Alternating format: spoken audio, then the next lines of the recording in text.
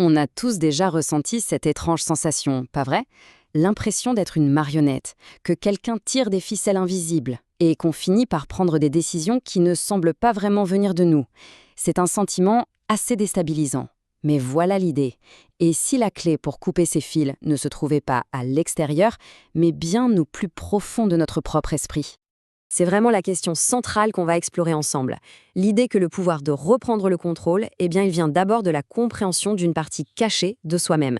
C'est un cheminement fascinant et on va le parcourir pas à pas. Bon, tout commence ici avec ces fameux fils invisibles. En fait, bien souvent, ce sont nos propres traits de caractère, ce qu'on refuse de voir en nous, qui deviennent les véritables leviers que d'autres utilisent pour nous manipuler. C'est un mécanisme psychologique bien connu, la projection. En gros, on attribue aux autres les défauts qu'on ne supporte pas en soi.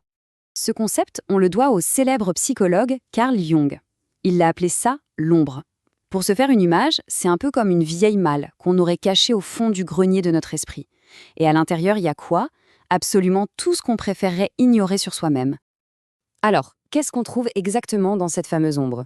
Eh bien, des choses très humaines en réalité.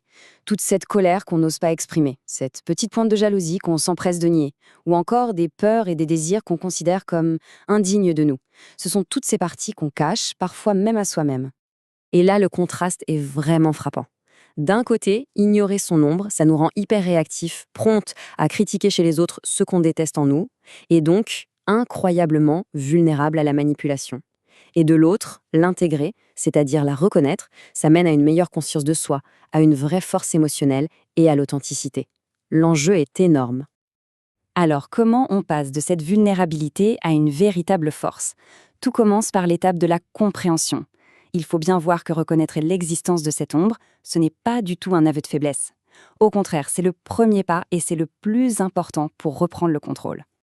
Le processus, on peut le voir en 3 étapes clés. D'abord, apprendre à reconnaître ses propres réactions émotionnelles, surtout les plus intenses, celles qui nous débordent.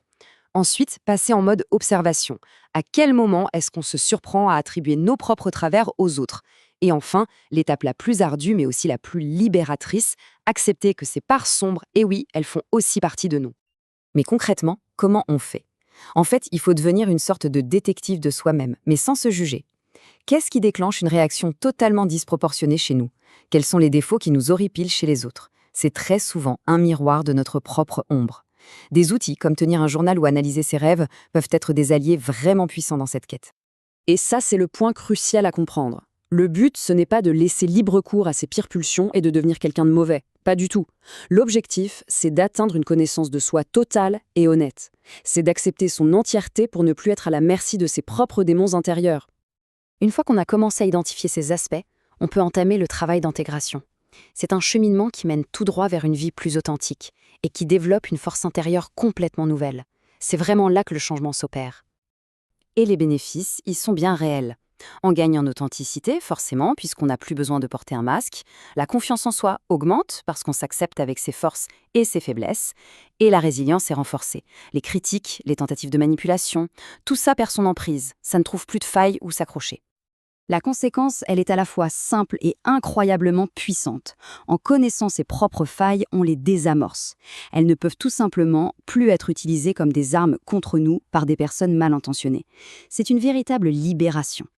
Bien, passons maintenant à la défense active. Une fois que ce travail intérieur est enclenché, on devient beaucoup plus apte à repérer les tentatives de manipulation qui viennent de l'extérieur. Le regard s'aiguise, il devient plus lucide. Regardons quelques tactiques classiques. Il y a la flatterie excessive, qui joue sur notre besoin d'être aimé. La culpabilisation, qui nous fait nous sentir obligés de faire quelque chose. La pression émotionnelle, qui nous pousse à décider vite sous le coup de la peur. Pour chacune de ces tactiques, la défense, c'est la conscience. Rester objectif, fixer des limites claires, prendre le temps de la réflexion et toujours vérifier les informations. En fait, la protection, ça se résume à quelques principes de base. Apprendre à dire non sans se sentir coupable, développer un scepticisme sain, oser poser des questions, se méfier de tout ce qui crée un sentiment d'urgence, car c'est souvent un piège pour des décisions impulsives. Et surtout, écouter cette petite voix intérieure, notre intuition. Si quelque chose nous semble bizarre, il y a de fortes chances que ça le soit. Tout ce processus, de l'exploration de l'ombre jusqu'à la détection des manipulations, n'a finalement qu'un seul but, nous amener sur le chemin de l'authenticité et de la liberté. C'est un voyage pour mener une vie où on est vraiment aux commandes. Au bout du compte, après ce travail, une seule personne peut réellement avoir le contrôle. Et cette personne, c'est soi-même. C'est ça le pouvoir qu'on regagne. Pour boucler la boucle, la métaphore est parfaite. En faisant face à son ombre, on ne subit plus les fils. On cesse d'être la marionnette. On devient la personne qui tient les rênes, en pleine conscience et en plein contrôle de sa propre vie. Alors, il reste une dernière question à se poser. Parce que souvent, dans ce qu'on cache, il n'y a pas que de la faiblesse. Il y a aussi une force brute, une créativité, une vitalité qui ne demande qu'à être reconnue et libérée. Quelle est cette force qui se cache dans notre